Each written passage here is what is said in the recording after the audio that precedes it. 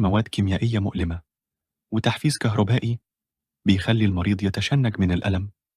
مصطفى بالرغم من معاناته ما قدرش ينطق بكلمة من اللي بيحصل، وكان سكوت مصطفى بسبب إنه كان محتاج للفلوس عشان عملية بنته، وإنه لما راح يطلب الفلوس من دكتور جمال عرض عليه إنه يعمل تجاربه دي، فما كانش من مصطفى غير إنه يقبل بكده، وقرر إنه يكتب اللي بيحصل هناك ويخبيه في أرشيف المستشفى عشان لو حصل له حاجة الناس تعرف الحقيقة. حسيت إن كل دليل بيجمع بينا عن ظلم مش عادي.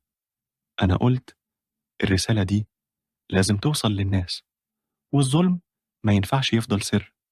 منا وسامي وافقوا، وكلنا قررنا نرفع القضية للسلطات. اتفقنا على إننا هنتابع مع بعض كل خطوة ونجمع الأدلة في السر. قلت المستشفى دي بقى مسرح للظلم ولازم نكشفه للنور. سامي أكد مش هيكون سهل، بس الحج لازم يظهر مهما كانت العقبات.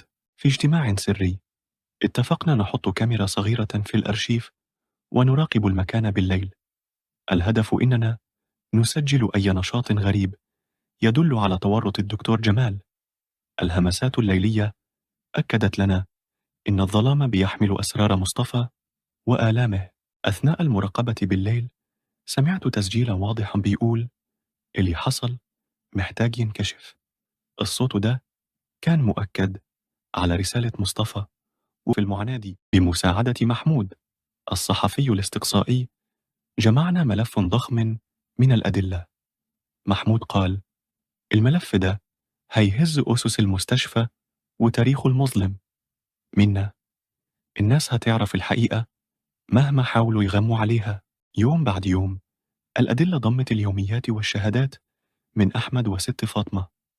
كل لقاء كان بيأكد إن التجارب الوحشية على مصطفى كانت ممنوعة وأليمة. سامي مصطفى كان ضحية ظلم مش طبيعي، ولازم العدالة تتحقق. جلسنا كلنا مع محمود في قاعة صغيرة نتناقش في الملف الكبير. محمود الصور والتسجيلات تثبت إن الدكتور جمال كان بيدخل على تجارب قاسية. أنا المستندات هتكون سلاحنا ضد الظلم، والناس هتوقف الصمت. اتفقنا على إننا نواجه الدكتور جمال ونطلب منه تفسير كل الأدلة. رتبنا لقاء سري معاه في مكتبه في المستشفى.